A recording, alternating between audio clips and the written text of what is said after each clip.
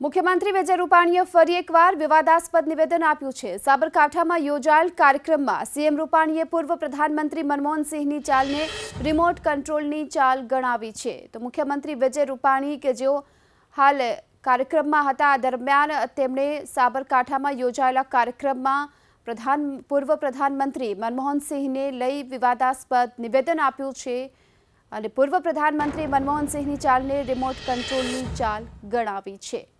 છેલ્લા 10 વર્ષમાં કોઈ સરકાર ચાલે એવું લોકોને લાગતું નહોતું।